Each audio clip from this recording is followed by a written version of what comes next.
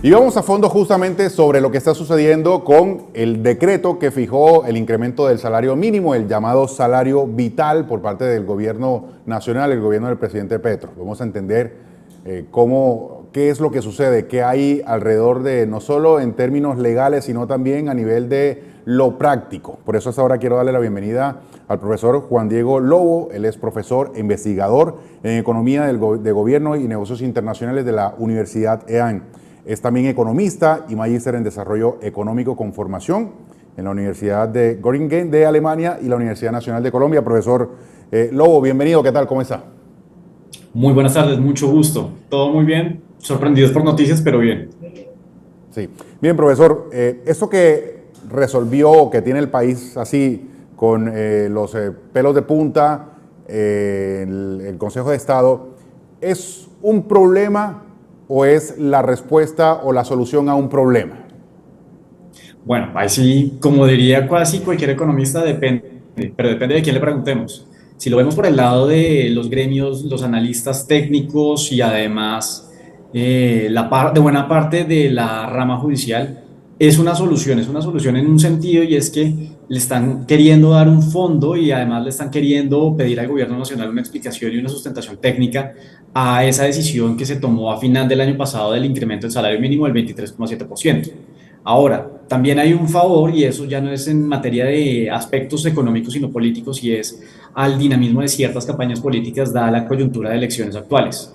¿Problema para quién? Para el resto de la economía. ¿Por qué? Porque nos están teniendo temporalmente en un limbo de 8 días sin saber si nos mantenemos o no después de estos 8 días con el incremento del 23,7% o si vamos a estar con un nuevo decreto de salario mínimo que quede vigente con un crecimiento diferente.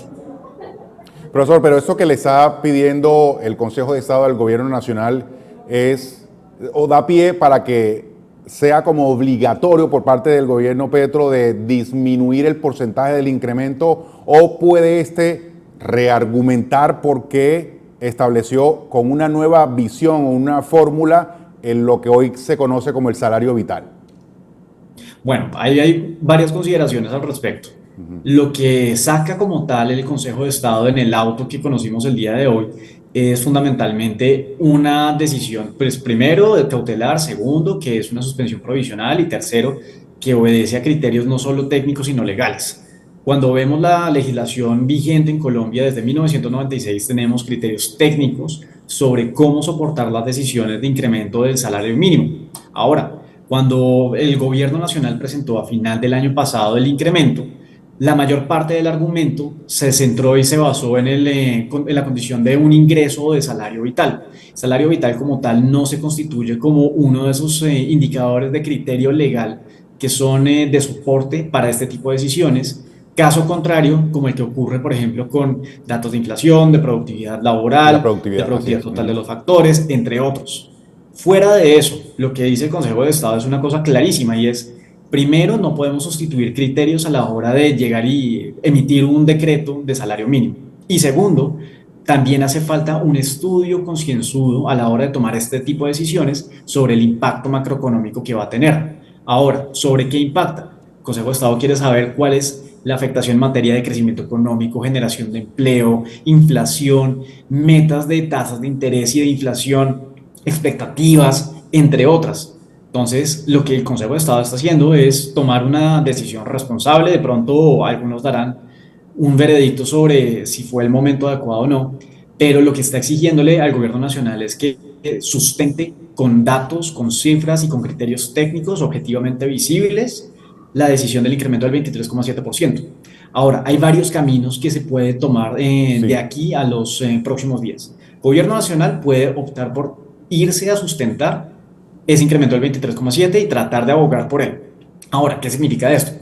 Que si el Consejo de Estado no está satisfecho, pasamos no solo de una suspensión, sino a un estudio de fondo del decreto y eventualmente a su derogación, pero para eso pueden pasar varios meses.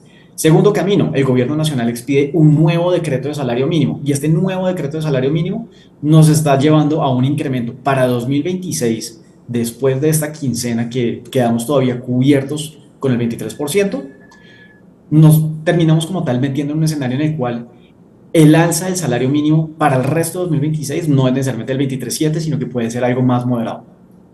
Hay un tercer camino que puede ocurrir, y Sí, es que, ¿cuál? dada la falta de justificación del 23,7 y dada la falta de una expedición de un decreto de, pues primero, con soporte técnico, segundo, con justificación, tercero, con un análisis del impacto que va a tener por parte del gobierno nacional, terminemos abocados a ceñirnos a lo que la ley nos dice, y es que el incremento del salario mínimo tiene que cumplir unos criterios técnicos estrictos y además fácilmente validables, como cuáles: los datos de inflación, que ya tenemos la inflación de final de 2025, productividad laboral y productividad total de los factores, que ya también los tenemos, el DANE ya los ha hecho públicos, y tercero, la contribución de los salarios en materia de crecimiento económico. Entonces, considerando todo lo anterior, en lugar de encontrarnos con un 23,7%, primero, o se sostiene, suponiendo que el gobierno logra exitosamente justificarlo, o el gobierno expide un decreto con una tasa menor, sustentada, o nos podemos quedar con el argumento técnico, con el criterio técnico y además de ley, que sería aproximadamente entre el 9 y el 12%.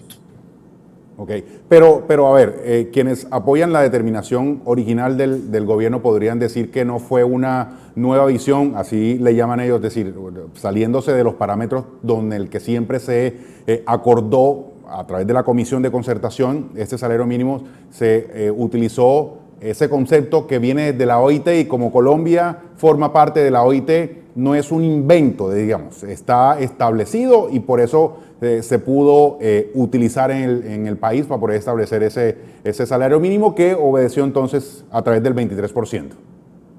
Bueno, Javier, ahí hay que mencionar una cosa importante, y es que, pues sí, nosotros como tal somos miembros de la OIT. La OIT tiene unos criterios internacionales y tiene recomendaciones. Ahora, en este tipo de recomendaciones en materia del salario vital, hacen sugerencias, hacen una argumentación del caso, pero hay que tener en cuenta una cosa: no son necesariamente vinculantes. Primer punto. Y segundo punto: si nosotros asumimos que una membresía de una organización multilateral como puede ser la OIT se vuelve vinculante, también deberíamos entonces ceñirnos a lo que la OECD nos recomienda en materia de disciplina fiscal, disciplina monetaria y además de austeridad en materia de gasto público. Entonces, si nos vamos a ir con este argumento, deberíamos de una vez hacer un reajuste del marco fiscal de mediano plazo, deberíamos implementar una medida de recorte y además de racionalización del gasto público. Y también tenemos que considerar que la coyuntura electoral nos exige una cosa, y es ser completamente juiciosos y acuiciosos con los gastos que hacemos, aun cuando, primero, estamos en un periodo de elecciones y segundo, estamos experimentando un momento de emergencia económica real gracias a condiciones climáticas, no a la primera emergencia que uno podría llegar y aludir, que hacía relación con la falta de financiación o de recursos para el presupuesto general de la nación. Profesor, le tengo la última, y es una pregunta que tiene que ver cotidiana, porque la he escuchado en la calle en estas últimas horas, y que tiene que ver con el tema del trabajo. Entonces, por ejemplo, si una persona fue contratada bajo el salario vital, es decir, y se pone de manera tácita los 2 millones de pesos, y luego si por eventualmente el gobierno nacional tendría que reducir ese porcentaje de incremento, ¿cómo queda esa persona si ya fue un derecho adquirido o fue una negociación que ya hizo con su contratante o su empleador con un salario que ya estableció desde antes de que sucediera esta determinación, eventual determinación política? Entonces, ahí hay que tener en cuenta lo siguiente: si el salario que se pactó, se negoció y hace parte de un contrato que está en pie vigente, hace alusión directamente al monto monetario, me refiero a 2 millones de pesos, por poner el ejemplo, es un contrato que ya está válido, está vigente, y salvo que se renegocie mediante un otro sí o un nuevo contrato, se mantiene vigente. Si está pactado en términos de salarios mínimos, el ajuste debería realizarse, debería haberse manifestado en marzo, suponiendo que cambie el salario. Claro, Entonces, ahí, claro, depende muchísimo de la letra fina de cómo se realizó el contrato. el contrato. Entonces, si hablamos del monto fijo, nos vamos con esos 2 millones. Si estamos hablando en términos de salarios mínimos vigentes, es necesario un reajuste. Bien. En definitiva, profesor, es un problema. Es una coyuntura terriblemente complicada, lo cual se suma además a nuestra emergencia económica y además al delicado estado de la política fiscal.